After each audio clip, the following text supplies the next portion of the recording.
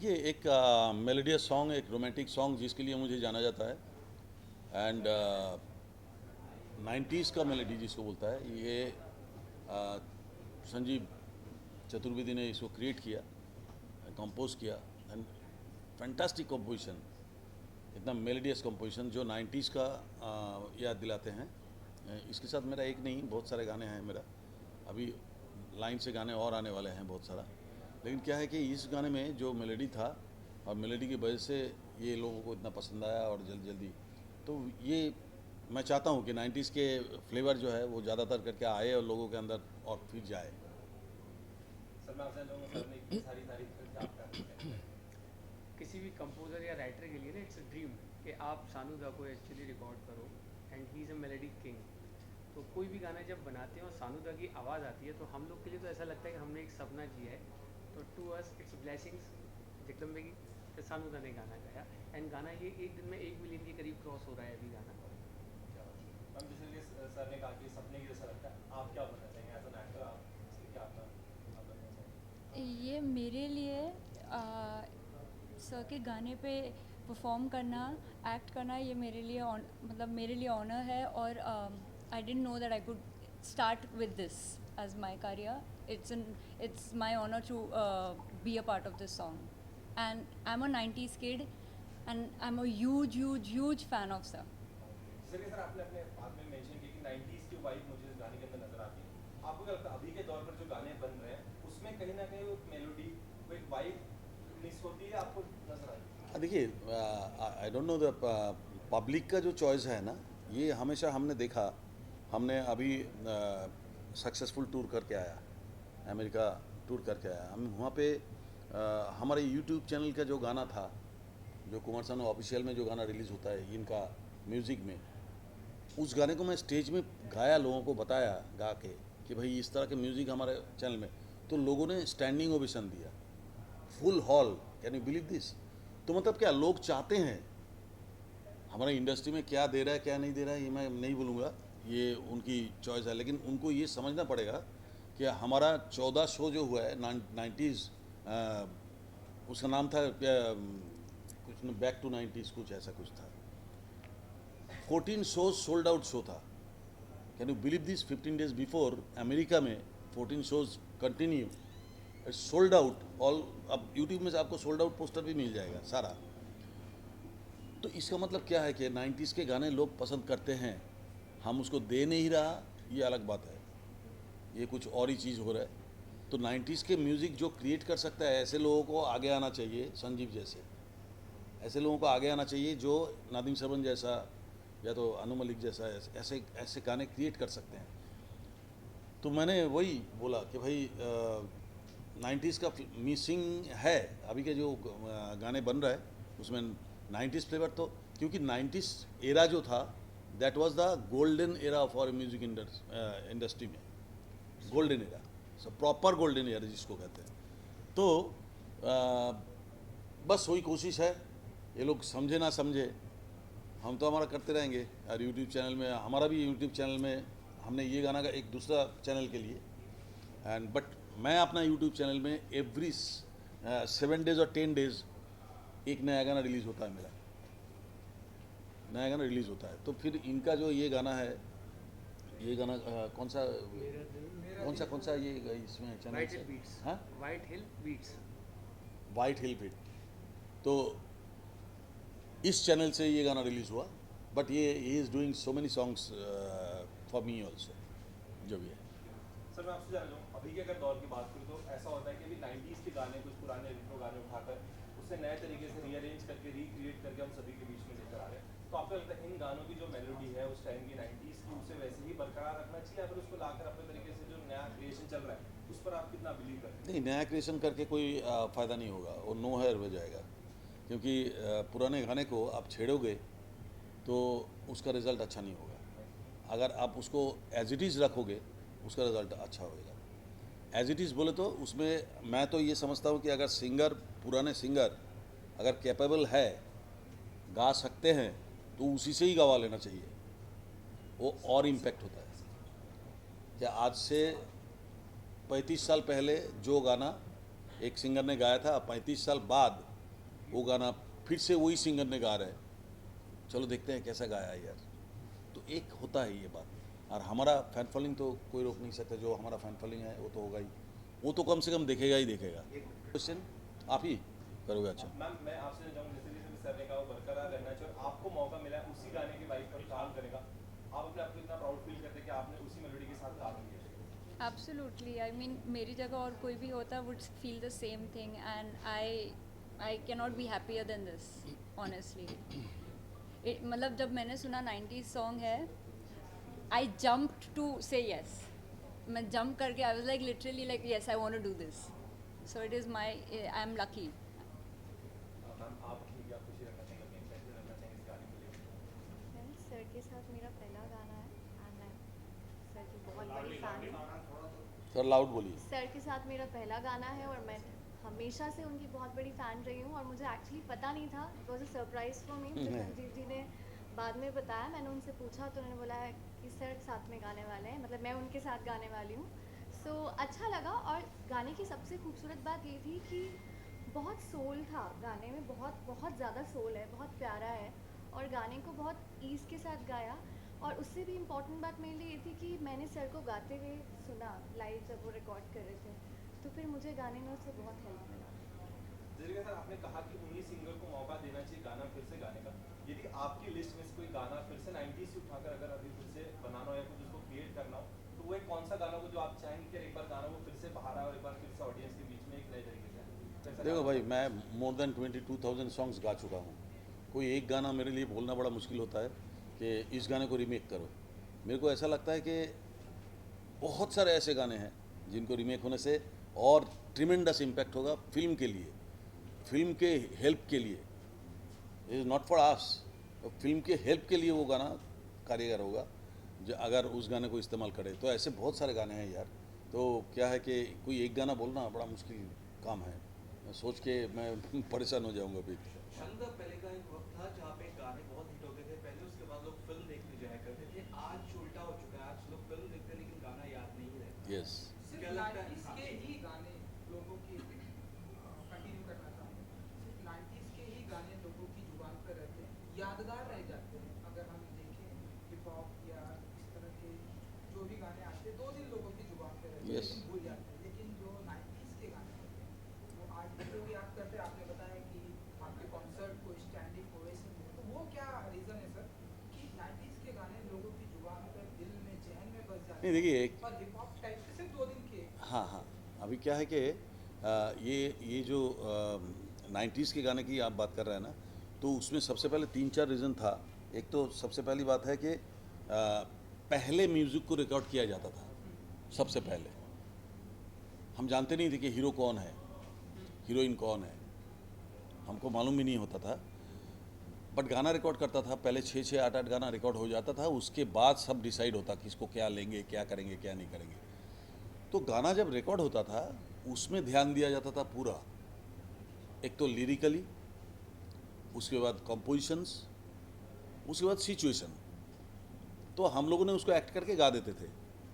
तो ये जो टीम वर्क था, ये पक्का उर्दू का जो शायरी है एंड जो थॉट प्रोसेस है, जो उसका स्टोरी लैंग्वेज, जो कुछ भी एक टोटल टीम वर्क जो होता था उस समय, वो बहुत ऐसा था पावरफुल कि ये पहले लोग सुनते ही सोचते थे कि हम हॉल में जाएंगे।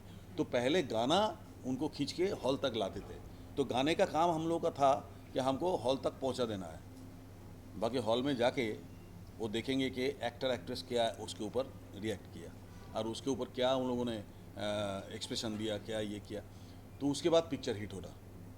तो ये सब मिला के ना वो चीज़ अभी क्या हो गया, एक म्यूज़िक प्रायोरिटी था पहले कि म्यूज़िक के ज़रिए, म्यूज़िक पिक्चर का आधे खर्चा म्यूज़िक से उठ जाता था। आधे पिक्चर का खर्चा जो है वो म्यूज़िक से उठ जाता था। एंड म्यूज़िक के बाद वो लोग फिर फिल्म शुरू करके फिल्म ख़त्म करते थे। और अगर पिक्चर चल गया तो म्यूज़िक और भी हिट हो जाता, और पिक्चर नहीं भी चला तो भी म्यूज़िक बेच के पैसा कमा लेते थे कंपनीज। तो आई थिंक जब म्यूज़िक का जो एक प्रायोरिटी था अभी वो है नहीं। वो प्रायोरिटी अभी क्या है, म्यूज़िक को सेकेंडरी कर दिया गया। डालना है तो डाल दो, नहीं तो नहीं डालो तो कोई बात नहीं है, ना भी रखो तो कोई बात नहीं है। ऐसा सिचुएशन हो गया। ये मंदबुद्धि टाइप का बुद्धि है जिन्होंने ये सोच रखते हैं। तो गाना एक ऐसा चीज़ है, not for relaxation, music is a therapy always. और ये फिल्म जब देखने जाते हैं, इतना टेंशन, इतना मारधार, इतना ये, उसमें एक रोमांटिक गाना आता है, एक सॉफ्ट रोमांटिक गाना है, तो थोड़ा रिलैक्सेशन होता है उस समय। तो ये सब चीज़ें इन लोगों को सोचना चाहिए कि हम म्यूज़िक को सेकेंडरी करके अगर पिक्चर को हिट कराना चाहे तो बहुत नामुमकिन है, बहुत मुश्किल है। अभी 100 पिक्चर बनाओगे तो उसमें से 1 या 2 हिट होगा। जैसे हाँ, sir do you think that कि म्यूजिक इंडस्ट्री अब बिजनेस जैसा हो गया, लाइक जो दिख रहा है अभी सब नंबर्स का खेल है, आप एग्री? पैसे कमाओ, पैसे कमाओ, मैडम का ऐसा कहना है कि हाँ। गाना फिल्म सिर्फ पैसे कमाने का माध्यम हो गया, मैडम का ऐसा कहना है। सचमुच में कमा रहे कि नहीं रहे ये भी हमको मालूम नहीं है। ये उनका पब्लिसिटी है, ये पब्लिसिटी के ज़रिए भी लोगों को खींच के लाते हैं कि भाई 400 करोड़ कमा लिया, 500 करोड़ कमा लिया। अरे बाबा 500 करोड़ कमाए तो चल देखते हैं क्या है उसमें, जाके देखा बकवास बनाना है। तो ये जो चीज़ें हैं ना, ये सब अभी सब पब्लिसिटी स्टंट है। तो पिक्चर को देखो, हमारे उस समय 90s का जो पिक्चर्स है, उस समय ना तो इतना सोशल मीडिया था, ना इतना चैनल्स था, ना कुछ था, खाली माउथ पब्लिसिटी। अगर पिक्चर अच्छा बने तो उसका माउथ पब्लिसिटी से वो सुपर डुपर हिट होता है। सबसे बड़ा पब्लिसिटी है माउथ पब्लिसिटी, कि तुम एक जन को खुश करोगे ना, वो 10 जन को बताएगा। तो ये टेंडेंसी ये लोग क्यों अप्लाई करते हैं, आई डोंट नो। ये सोचते हैं कि भाई हम इसमें ग्रैंडर दिखा देंगे स्विट्ज़रलैंड में, और इसका आम्स्टरडम में शूट कर लेंगे, और कोई स्टोरी नहीं है, बकवास म्यूज़िक है, और सोचता है कि बड़े बड़े स्टार कास्ट, पिक्चर हिट हो जाएगा। और वो कोई सब 1000 100 करोड़ का जो मूवीज़ है, मुँह के बल गिरता है सीधा। इनको अभी तक समझ में नहीं आ रहा है। अभी पता नहीं ये लोग समझे कब, ऊपर वाले इसको सुबुद्धि दे। हाँ बोलो। आर्टिफिशियल इंटेलिजेंस के बारे में कहा गया है कि लोग पुराने गाने नए गाने किसी भी सिंगर से गवा लेते हैं, आपका क्या ख्याल है इसके बारे में? It's a dangerous for us, our society, our industry. AI है, देखो टेक्नोलॉजी तो हम तो बढ़ते ही जाएंगे, टेक्नोलॉजी कोई रोक नहीं सकता। वो हम डे बाई डे हम इम्प्रूव करते हैं। तो वो उसका साइड इफ़ेक्ट जो है, उसका बैड इफ़ेक्ट जो है, हमारे देश में उसको सबसे पहले ज़्यादा करके लोग ग्रैब कर लेते हैं। जो बैड इफ़ेक्ट क्या है, मतलब किस तरीके से मैं पैसा कमा लूँ थोड़ा सा। AI का गुड इफ़ेक्ट बहुत सारा है, बट बैड इफ़ेक्ट भी बहुत ज़्यादा है। हमारे यहाँ पे अगर बैड इफ़ेक्ट को यूज़ करे, समझ लो कोई भी सिंगर के गवा के उसका सेम वॉइस फ्रिक्वेंसी से कुमार सानू बना दिया AI, and that is bad for us, that is bad for all. सबसे बड़ी बात है, तो आप कुमार सानू का गाना सुन रहे हैं, लेकिन आप ओरिजिनल कुमार सानू का गाना नहीं मिल रहा है आपके साथ चीट हो रहा है, ऑडियंस के साथ, सुनने वाले के साथ ये चीट हो रहा है। तो ये बहुत बड़ी डिसएडवांटेज तो ये है AI। हम तो कहते हैं कि AI के लिए सबसे बड़ा प्रोटेक्शन हो जाना चाहिए, तो AI के लिए प्रोटेक्शन बहुत ज़रूरी है। तो इन क्रिएटिव फील्ड, हाँ, in creative field, in creative field क्योंकि अभी AI क्रिएटिविटी नहीं कर सकती, AI उस चीज़ को मॉडिफाइड कर सकती है, Correct. टेक्नोलॉजी उसमें इन्वॉल्व कर सकती है, पर क्रिएटिविटी जो होती है, मतलब ऐसा कहावत चलता है, बेवकूफ़ और कलाकार जो पैदाइशी होते हैं, यस। तो AI जो है क्रिएटिविटी नहीं कर सकती। नहीं, वही तो बात बोल रहा हूँ कि AI आपका वॉइस इमिटेट कर देगा, आपका टोनल क्वालिटी इमिटेट कर देगा, लेकिन what about your expression? AI expression दे नहीं सकते, दैट इज़ क्रिएटिविटी। तो क्रिएटिविटी में ये सब चीज़ें होता है, एक्सप्रेशन, फीलिंग्स हो, थ्रोइंग हो, ये सब चीज़ें हमको खुद को करना पड़ेगा, जितना भी AI लगाओ। हम जब कोई सॉफ्ट गाना गाएंगे, सैड गाना गाएंगे, वो AI कुछ नहीं कर सकते। वो गाना सीधा सीधा गाना कर देंगे। जैसा हम गाएंगे जब कोई बात बिगड़ जाए, जब कोई मुश्किल, ये होगा AI। और क्रिएटिविटी ओरिजिनल फिल्म में होगा जब कोई बात बिगड़ जाए, ये होगा क्रिएटिविटी, आर्ट फील्ड का काम। तो AI और क्रिएटिविटी में ये फ़र्क है, जो AI दे नहीं सकता, वो क्रिएटिविटी को रखना ही पड़ेगा गानों की आत्मा नहीं होती। ना। तो दिस इज द थिंग। पहले मैनुअली म्यूजिक बनाते थे और आज की तारीख में सब डिजिटल बना रहे हैं, उससे क्या सिंगिंग पे असर पड़ा है क्या?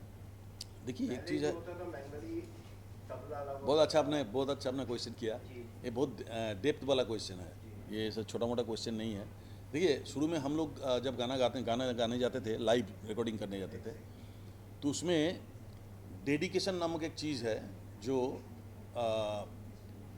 टेंशन से ज़्यादा बिल्टअप होता है। मैं आपको बता रहा हूँ एक बात, आप याद कर लेना, उसको मिला लेना।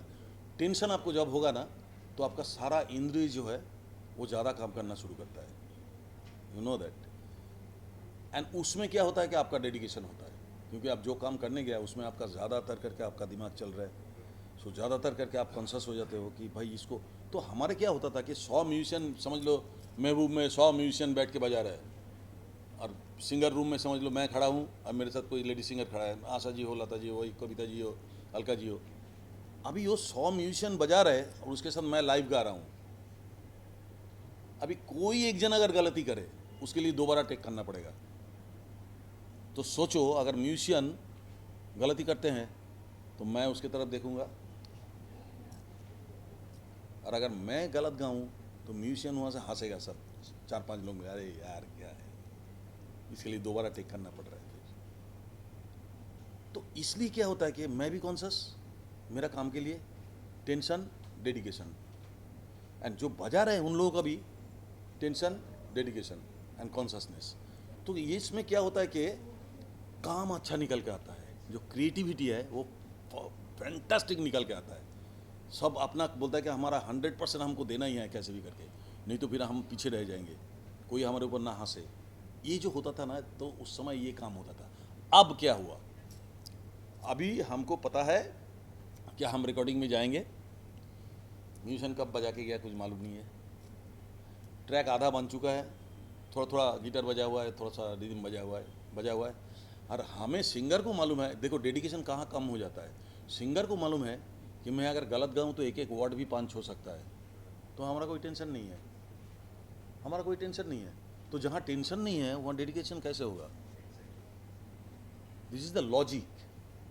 आगे हमारा टेंशन अगर हो बिल्टअप होता है, मैं अभी डर रहा हूँ, मैं गाना गाने से पहले आज भी हमारा हाथ ठंडा हो जाता है, स्टेज पे जाने से पहले भी हाथ ठंडा होता है, रिकॉर्डिंग से पहले भी हाथ ठंडा हो जाता है।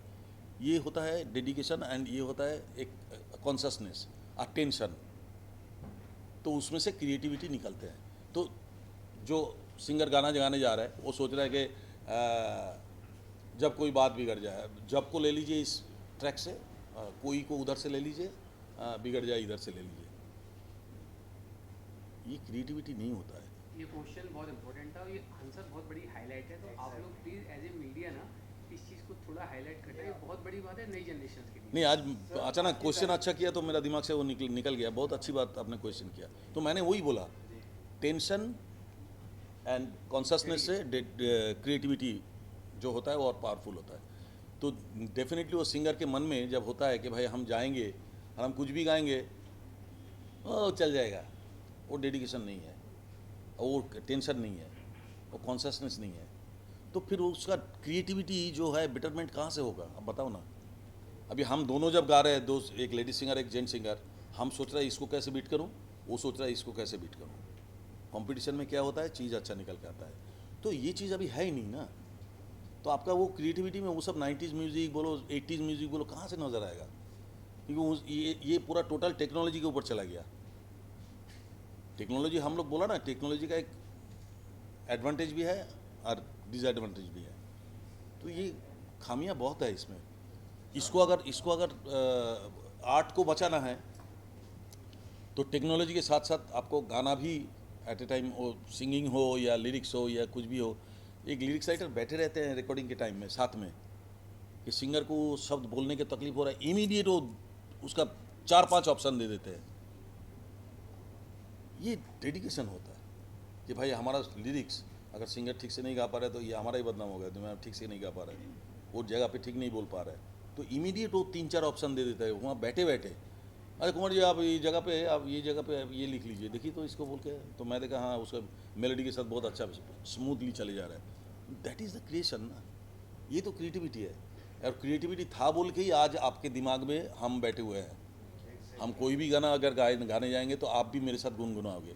मेरा हर शो में मैंने देखा, फर्स्ट 3-4 रोज जहाँ तक नज़र आता है मेरा, हर आदमी एक एक गाने का बोल हमारे साथ गा रहे हैं। तो ये जो दिमाग में डालने की बात है ना, ये सब चीज़ से ही आता है। ये टेंशन, कॉन्शियसनेस एंड डेडिकेशन इससे आता है, और इसको ये लोगों ने नज़रअंदाज करके सेकेंडरी कर दिया, बोले इसकी ज़रूरत नहीं है, तो पिक्चर भी इस साइड हो गया। दादा पहले ना जो शूट होते थे, सॉन्ग पिक्चराइज होते थे पहले, उसमें नागराम से 2 राउंड पीछे करो, 3 राउंड पीछे करो, वो चीज़ का जो ये होता है, ये वो अलग ही होता था यस, कोरियोग्राफर जो हर एक का जो काम है उसको उसका काम के ऊपर ऐसा प्रेशर क्रिएट कर देते थे कि अपना काम आप अच्छा नहीं करोगे तो आगे का सारा काम रुक जाएगा, तो you have to do your job correctly, तब जाके तुम करोगे तो फिर आगे वाला ठीक से करेगा, वो आगे वाला करेगा तो उसके बाद आगे वाला ठीक से करेगा, तो सब लिंक्ड और सब डेडिकेटेड था, और इसलिए काम अच्छा होता था। और तुम्हारा पेट खुल रहा है बहुत देर से, बोलो। अगर आप यहाँ पर अगर आपकी आवाज़ हो जाए, अगर आप सुनना, आपको लाइव सुनना चाहते हैं, अगर ये गाने कुछ लाइन फ्यू लाइन्स सर, अगर आप आशिकी लेके इसका एक गाना था मेरे यूट्यूब चैनल में, मैंने गाया था, अभी मैं अमेरिका में भी ये गा के आया था। मेरे जैसा नहीं मिलेगा मेरे बाद ज़माने में, मेरे जैसा नहीं मिलेगा मेरे बाद ज़माने में, उम्र तेरी ढल जाएगी मेरा इश्क भुलाने में, तुमने मुझको दागा दिया है, तुमने मुझको धोखा दिया है, तुम भी धोखा खाओगे, बड़ा पछताओगे, बड़ा पछताओगे, लेके मेरा नाम हजारों अश्क बहाओगे, हाँ हाँ बड़ा पछता। तो ये था गाना, देखो मेलोडी ये बनाया ये संजीव ने, तो ये पूरा 90s मेलोडी एंड वर्डिंग अच्छा है, पावरफुल, सिंपल सा वर्डिंग है लेकिन पावरफुल वर्डिंग है, और लोगों को छूने वाले। अब जब मैं गा दिया मेरे जैसा नहीं मिलेगा मेरे बाद ज़माने में, तो सिंपल थिंग है, आप भी अपने वाइफ को कभी बोलते होंगे, है ना, it's a very simple thing, अरे मेरे जैसा नहीं मिलेगा तुमको, चलो मैं जब नहीं रहूँगा ना तुमको पता चलेगा, तो this is the simple thing, ये थॉट को, तो ये सब चीज़ें जो है ना ये चाहिए हमारे जीवन के लिए, हमारे लाइफ के लिए, जो सुकून भरी लाइफ होना चाहिए, उसके लिए आप अच्छे मूवी देखो, अच्छे गाना सुनो, स्टोरी वाला। तो कुछ बोलेगा क्या बेटा? अच्छा, हाँ बोलो। पुरानी फिल्में जो होती हैं, म्यूजिकल फिल्में, उनका रीमेक बनती हैं, फॉर एग्जांपल आशिकी, तो they don't take old singer, वो पूरा नया हम लोग करते हैं, तो what do you say about that? Because Aashiqui film was more on music based और लोगों को गाना ज़्यादा पसंद था more than the film, what do you say about that? What do you want to know कि एक्चुअली? नई आशिकी नई रीमेक बनती है, उसमें पुराने गानों को कुछ लेते नहीं है, सिंगर्स गाने लेते हैं, कुछ लेते नहीं है, anything you want to add? देखिए पुराने आशिकी, सबसे पहली बात है जो अभी की जो आशिकी है वो आशिकी चलेगा ही पुराने आशिकी के नाम पे, आपको नाम यूज़ करना पड़ेगा आशिकी, या आशिकी 1 2 जो भी है 3 जो भी है, आशिकी आपको लगाना पड़ेगा। ये क्यों है? आशिकी की जगह कुछ और लिख सकते थे ना, आशिकी क्यों यूज़ कर रहा है भाई, इसको सोचो कि हम आशिकी क्यों लगा रहे हैं। अगर मेरे में दम है तो फिर हम आशिकी की जगह मौसीकी लगा देंगे ना, मौसीकी 2। वो आशिकी क्यों यूज़ कर रहा है, इसके पीछे राज क्या है? मतलब उस आशिकी का जो फल है उसको इस आशिकी में मिलना चाहिए, वो सोच के ये बनाया जाता है। तो जो भी है रीमेक करना बहुत बुरी बात नहीं है, बहुत अच्छी बात है, लेकिन क्या है कि पुराने चीज़ को आप भुला नहीं सकते। अब जितना भी नया बने, नए रीमेक होए, जो कुछ भी करे, उस चीज़ को आप भुला नहीं सकते। सो ये कंपैरिजन होता ही नहीं है, कौन आशिकी बेटर है, कौन आशिकी है, ये सब बकवास बात है कि एक आशिकी एक हिस्ट्री क्रिएट किया, दूसरा आशिकी एक हिस्ट्री क्रिएट करेंगे, ये होता ही रहेगा। मैं गाऊंगा, मैं एक अपना जगह बनाऊंगा, मेरे बाद और कोई एक सिंगर आएगा जो उसका अपना जगह बनाएगा। इसका मतलब ये नहीं कि वो मेरे माथे पे चढ़ गया, नो। नंबर ऑफ सॉन्ग्स में मैंने बहुत सारे लोगों से ज़्यादा नंबर गाए, बहुत ज़्यादा, तो मैं ये नहीं बोल सकता कि मैं उससे बेटर हूँ। सवाल ही नहीं होता है, वो लीजेंड है, वो जो लोग लीजेंड है, जो लोग अपना जगह बनाए, वो जगह कोई नहीं बना सकता है। भले आप कोई नया जगह बना लो, लेकिन वो जगह नहीं बनेगा। सो ये सब तुलना करना बहुत बेकार है। तो लेजेंड की बात होती है, आपकी पहली मुलाकात किशोर कुमार से कैसे हुई? किशोर कुमार साहब, किशोर दा से मेरा कभी मुलाकात हुआ ही नहीं है आज तक, ये मेरा दुर्भाग्य है। एंड ये बड़ा सजा है मेरे लिए, क्योंकि मैं उनको फॉलो करके यार टोटली, आप देखो ना किशोर दा की यादें ये सब गाना किशोर की यादें से लेके टीसीज में मैं 40-45 कैसेट गा दिया था, सारे किशोरदा का गाना गा दिया था, लेकिन किशोरदा से मिला नहीं। बट मेरे को बाद में उनका सेक्रेटरी अब्दुल जो है, अब्दुल उनका सेक्रेटरी हुआ करते थे। बाद में किशोरदा के डेथ के बाद उन्होंने मेरे पास आके ये बताया कि साहब भी बार बार पूछते थे कि ये कौन लड़का है यार मेरे जैसा गाते हैं ये कौन लड़की, इसका मिला एक बार मेरे को, बुला उसको। तो हुआ नहीं। मैं तो उसके चरणों में एक बार जाके गिरना चाहता था, मैं कैसे भी करके एक बार चरणों में गिरूँ, लेकिन ऊपर वाले का मर्जी नहीं था। फरमाइश आ रही है, मेरा दिल तेरे होने लगा, ये कुछ गाना गा दे तो। क्यों लाइन अगर नहीं वो तू गा साथ मेरा दिल मुझे, तेरा होने लगा। हाँ इट्स वेरी ब्यूटीफुल मेलेडी कि तेरी आँखों से आँखें मेरी जो सनम, मेरी आँखें चमकने लगी है, देखो तेरी सांसों ने सांसों को जब से छुआ, मेरी सांसें महकने लगी हैं।